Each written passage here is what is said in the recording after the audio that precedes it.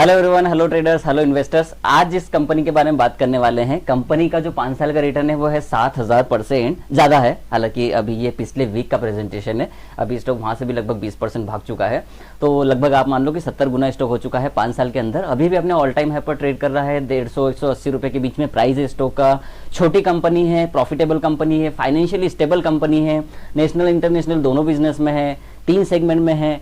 मैं सारी चीज़ों के बारे में बताने वाला हूँ। कंपनी क्या है, क्या काम करती है, कहाँ से है, हिस्ट्री क्या है, आईपीओ प्राइस क्या है, अभी करंट मार्केट प्राइस क्या है, टेक्निकल क्या बोल रहे हैं, फंडामेंटल क्या बोल रहे हैं, फाइनेंशियल क्या बोल रहे हैं, शेयर होल्डिंग पैटर्न कैसा है, सारी चीज़ों के बारे में बात करने वाले हैं। तो लास्ट तक वीडियो में बने रहिएगा। ये कंपनी बहुत बढ़िया है, मतलब एक इन्वेस्टर व्यू से मैं काफ़ी पहले भी बता चुका हूँ इसके बारे में, लेकिन अभी जबकि हम कंपनी एनालिसिस की सीरीज़ में हैं तो मैं ट्राई करता हूं कि हर चीज़ के बारे में बात करें, ताकि एक बार कंपनी में आपको पूरा बिजनेस सारी चीज़ें पता चल जाए, जिससे कि आगे उसको अगर आप 15-20 मिनट यूट्यूब पर या फेसबुक पर देते हो तो आपको एक कंपनी एनालिसिस पूरा मिल जाता है। तो उसमें सेक्टर नॉलेज, फाइनेंशियल, सबके बारे में आपका नॉलेज भी बढ़ जाता है, कंपनी की पूरी जानकारी मिल जाती है, एंड देन आप बेहतर कर सकते हो दूसरों से। ठीक है, तो कंपनी का नाम है क्यूपिड लिमिटेड।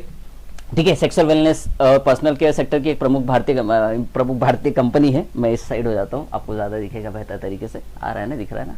आप बोल तो जूम भी कर देंगे। ठीक है, ओके। पहले सिर्फ कॉन्डोम बनाती थी कंपनी, से पहले कॉन्डोम बनाती थी। मैंने बहुत पहले इसका रील बनाया है, आप यूट्यूब, फेसबुक और इंस्टा तीनों पे मिल जाएगा वीडियो आपको। ठीक है, तब बनाई थी मैंने, तब ये स्प्लिट नहीं हुआ था, तब ये शेयर स्प्लिट नहीं हुआ था, तब की बात है। उसके बाद तो काफ़ी इसमें डिविडेंड स्प्लिट आए हैं, मैं बताऊंगा आपको। लेकिन ये बड़ी एफएमसीजी और हेल्थटेक कंपनी अब बन चुकी है, मतलब 3 सेगमेंट में है। तो क्यूपिड की पूरी जानकारी समझते हैं, जो कंपनी का हिस्ट्री है उसको समझो। ठीक है, स्थापना क्यूपिड लिमिटेड की शुरुआत 1993 में हुई थी, पब्लिक लिमिटेड कंपनी के रूप में। फिर बाद में क्यूपिड रबर्स इसका नाम रखा गया। उसके बाद 2003 में से क्यूपिड कंडोम लिमिटेड, और जनवरी 2006 में फिर लास्ट नाम ये जो अभी क्यूपिड लिमिटेड है ये रखा गया है। ठीक है, ओके। मैन्युफैक्चरिंग हब में देखो, इसका मुख्य हाईटेक प्लांट सीनर नासिक महाराष्ट्र में है, जहां जर्मन तकनीक का उपयोग किया जाता है। इसके अलावा वर्ल्ड रिकॉर्ड देखो, ये दुनिया की पहली कंपनी बन चुकी है जो पुरुष और महिला कंडोम दोनों के लिए WHO UNFPA से प्री क्वालिफिकेशन स्टेटस, मतलब मान्यता है इनको। ठीक है, आप हु जानते हैं एंड UNFPA नहीं जानते हैं तो आप गूगल कर लेना, पता चल जाएगा। ठीक है, मैनेजमेंट में जो चेंजेस आए हैं 2023 में आए हैं। कंपनी में एक बड़ा मोड़ तब आया जब 2023 के अंत में मिस्टर आदित्य कुमार हलवासिया और कोलंबिया पेट्रोकेम प्राइवेट लिमिटेड ने इसमें 41.84% की शेयर होल्डिंग खरीदी है, और फिर इसका नियंत्रण अपने हाथ में लिया। ठीक है, अब आदित्य हलवासिया इसके चेयरमैन और MD है, मैनेजिंग डायरेक्टर। ओके, आईपीओ की बात करें, आईपीओ लिस्टिंग के तो 1995 पे BSE में लिस्ट हुई थी, एंड देन 2016 में NSE में लिस्ट हुई है। तो कोई कंपनी का शेयर अगर आपको NSE की वेबसाइट पे आप जा रहे हो, लिस्टिंग देख रहे हो, तो एक बार चेक करो कि क्या BSE पे वो पहले से लिस्टेड है। मैं आपको फिर से समझाता हूं कि एक कंपनी दोनों एक्सचेंज पे भी लिस्ट हो सकती है, या सिर्फ एक पर भी लिस्ट हो सकती है, या एक पर बहुत पहले लिस्ट थी, दूसरे पर बाद में लिस्ट हो सकती है। तो इस कंपनी क्यूपिड लिमिटेड में भी यही हुआ है। 95 में BSE पर ये कंपनी आई थी, उसके बाद 2016 में फिर ये NSE पर आई। ठीक है, तो ये चेंजेस हो सकते हैं या ये चीज़ें हो सकती है, तो इसमें कुछ गलत नहीं है, बुरा नहीं है, मिसलीडिंग नॉलेज नहीं है, ये सही नॉलेज। ओके, फिर बोनस और स्टॉक स्प्लिट की बात करें तो पिछले वर्षों में निवेशकों को फायदा पहुंचाने के लिए कई बार बोनस शेयर और स्टॉक स्प्लिट दिए है। जब हम कॉर्पोरेट एक्शन पे आएंगे तो मैं सारी चीज़ें समझाऊंगा, फाइनेंशियल भी देखेंगे।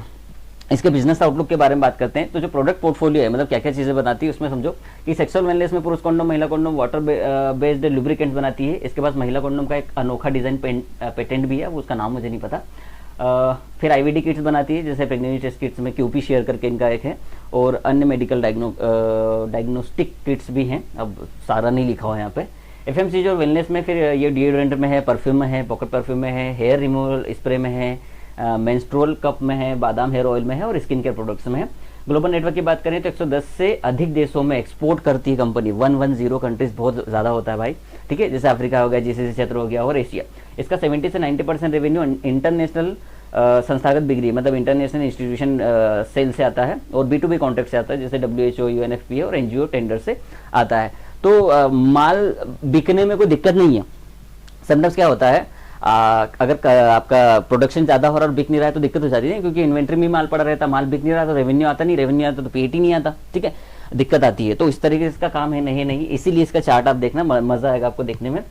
ठीक है, वैसे डेट फ्री कंपनी है, हम बात करेंगे आगे। ठीक है, फ्यूचर प्लान और ग्रोथ स्ट्रेटेजी जो आने वाली है, इनके मैनेजमेंट का टारगेट है 2027 तक 600 करोड़ और 2028 तक 875 करोड़ और 29 तक 1150 करोड़ का रेवेन्यू। हम इसकी बात करेंगे अभी रेवेन्यू कितना है छूने का। प्रॉफिट ग्रोथ का टारगेट लगभग 53% CAGR से रखा है, मतलब बहुत पागल कंपनी। अगर इस हिसाब से 3 साल भी चलती है ना ये कंपनी, तो ये जो 175 रुपये 180 रुपये शेयर अभी चल रहा है CMP अभी का, आपको यही शेयर लगभग 500 रुपये पे जाते दिख जाएगा कम से कम, ये मिनिमम बता रहा हूँ, ठीक है। Okay, FMCG B2C business to consumer में भी ये लोग बढ़ा रहे हैं। कंपनी ने आउटलेट बढ़ाए हैं, 1.8 लाख रिटेल स्टोर तक पहुंचने का इनका टारगेट है 2026 तक, और FMCG सेगमेंट में 100 करोड़ से ज़्यादा का रेवेन्यू कमाने का टारगेट है। साथ ही ब्लिंकिट, जेप्टो, अमेजन जैसे ई-कॉमर्स प्लेटफॉर्म पे भी ये कंपनी आ सकती है, बढ़ा रही है अपनी अवेबिलिटी, मतलब अपने प्रोडक्ट ला रही है वहाँ पे, ठीक है। उत्पादन क्षमता में बढ़ोतरी का प्लान कर रही है। सऊदी अरब में नया प्लान डाला है, डालने वाला है, ठीक है। इसमें क्या हुआ है कि FMCG में फैसिलिटी स्थापित करने की मंजूरी तो दे दी है, इनका टारगेट है कि मार्च 2027 तक, 1 साल के अंदर ये पूरा कर लेंगे उसको, ताकि पूरे वो जो GCC है अपना वहाँ तक उस एरिया को भी कवर कर सके लोग। फिर महिला कंडोम में कंपनी प्राकृतिक रबर के अलावा नाइट्राइल मटेरियल से महिला कंडोम बनाने का, ये मुझे समझ में आता है कि महिला कंडोम क्या होता है, आप लोग इसका आइडिया नहीं है, ठीक है। ओके। फिर अल्कोहल सेक्टर में भी एंट्री कर रही है, क्या बात है। 2006 में क्यूपिड ग्रुप ने यूनाइटेड स्पिरिट, ठीक है, USL बोलते हैं उसको, कंपनी लिस्टेड है अपने यहाँ से, उड़ीसा का एक बड़ा एल्कोहल बेवरेजेस प्रोडक्शन यूनिट 22 में ओहो क्या बात है, ओहो ठीक है। मतलब कंपनी अपने प्रोडक्ट भी बढ़ा रही है, मतलब पोर्टफोलियो बढ़ा रही है, साथ में एरिया भी कवर कर रही है, अच्छा प्लान है अगर उस हिसाब से देखो, ग्रोथ स्टोरी के हिसाब से। अब इसमें रिस्क फैक्टर्स क्या है, हाई वैल्यूएशन, ये एक रिस्क फैक्टर है इसमें, लेकिन वो पी के हिसाब से, प्राइस टू अर्निंग रेशियो की बात कर रहा है यहाँ पर, मतलब मैं ही कर रहा हूँ। तो पी को जस्टिफाई करने का तरीका है, हालांकि शेयर महंगा है, लेकिन शेयर तो महंगा मिलेगा ना, क्योंकि अगर कंपनी की लिमिटेड सप्लाई है, ठीक है, लिमिटेड सप्लाई मतलब फ्री फ्लोट कम है कंपनी की, साथ ही कंपनी लगातार प्रॉफिट कर रही है, तो इन्वेस्टर तो ज्यादा पैसा देगा। जैसे अभी भी 175 पे मैं भी खरीदने को तैयार हूँ, ठीक है, तो मैं तो कर रहा हूं। तो उस हिसाब से अगर कंपनी लगातार प्रॉफिटेबल हो रही है और एक कंपनी में मुझे 53% CAGR की उम्मीद है, प्रॉफिट के CAGR की बात कर रहा हूं मैं तो क्यों ना खरीदूं शेयर को। ओके, टेंडर पर निर्भरता, वो इंटरनेशनल मार्केट में जैसे 70 to 90% इनका जो है अपना रेवेन्यू वहीं से आता है ना, तो वो एक दिक्कत है। मैं वहां बताता तो आपको समझ में नहीं आता। चलो NSE पे कुछ डेटा है, आप इसको देख लो, कुछ ज्यादा नहीं है। टोटल मार्केट कैपिटल इनकी अभी के हिसाब से 26,000 करोड़ होगी, 26,000 करोड़ की कंपनी है, बहुत छोटी कंपनी है सर। हम आगे चलते हैं, यहाँ पर डेटा ये है, इनके मैनेजमेंट का नाम है, देखो ओम प्रकाश गर्ग है जो कि चेयरमैन और मैनेजिंग डायरेक्टर है। तो आदित्य जी को हटा दिया शायद, ये लेटेस्ट डेटा है अभी का, यह शायद 25 फरवरी का डेटा है, तो हो सकता है अभी NSE ने अपडेट नहीं किया हो। 25 फरवरी 2026 का डेटा है, ठीक है।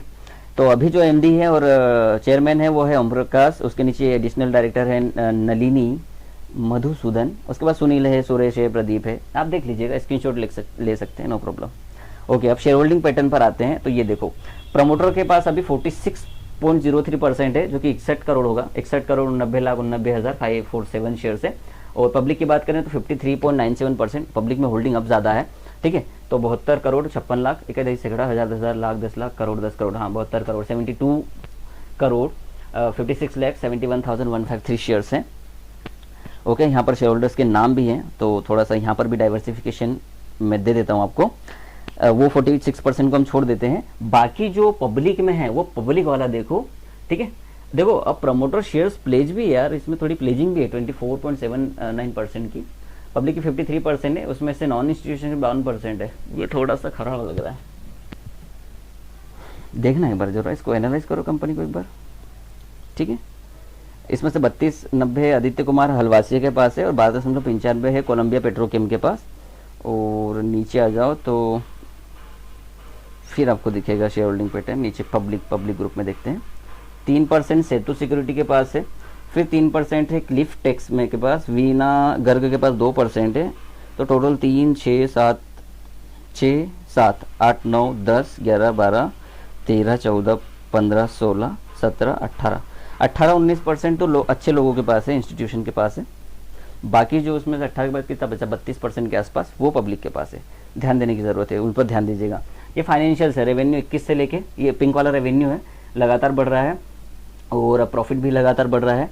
290 की जगह 172, 315, 398, 409, और अभी इसके दिखाए नहीं है। NSE से मेरी रिक्वेस्ट है कि प्लीज़ आप डेटा जैसे ही आता है उसको 1-2 हफ्ते के अंदर उसको अपडेट कर दें प्लीज़, तो लोगों को आसानी होगी कंपनी को एनालाइज करने में, ठीक है, ताकि उनको थर्ड पार्टी वेबसाइट यूज़ ना करनी पड़े। ओके, ये जिलेट इंडिया, ये इसकी पीयर्स है कि इसी तरीके की कैटेगरी में बहुत सारी कंपनियां हैं।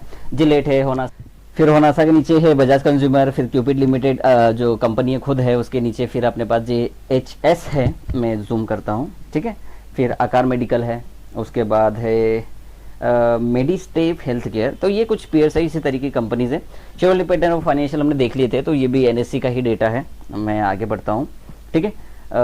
एक वीक में ये स्टॉक लगभग 16% चला है, एक हफ्ते पहले तो अभी लगभग चल चुका होगा शेयर लगभग 26% टू 30% के आसपास। एक महीने में ये शेयर 50% चला है, 5 साल में 7000% से ज़्यादा, 3 साल में 6000% से ज़्यादा, और 1 साल में लगभग 800% स्टॉक चल चुका है। तो देखिएगा, देखो फ्री फ्लोट देखो इसकी 10,800 करोड़ का ही फ्री फ्लोट है, मतलब इतने ही करोड़ के ही शेयर खरीद सकते हैं। और टोटल मार्केट कैपिटल वैसे 26,000 है, 26,000 करोड़ है। ओके, तो ये तो हाई पर चल रहा है, ऑल टाइम हाई पे चल रहा है, ठीक है। लिस्टेड है 2016 में NSE पर आई थी, 1995 पे BSE में आई थी, और वो PE 192 है।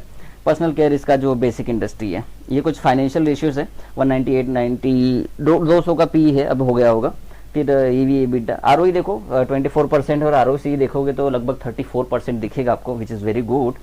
ओके, डिविडेंड 2015 से लेके आज तक लगभग 20 डिविडेंड दे चुकी है कंपनी। मेरे हिसाब से 23 डिविडेंड होने चाहिए, पर चलो 20 मान लेते हैं। और ये लिखा है 3 रुपये, 2 रुपये, 3 रुपये, 3 रुपये, तो इस स्टॉक ने बहुत डिविडेंड दी है। बोनस भी 3 बार दे चुकी है, 18 में, 24 में और 26 में, ठीक है।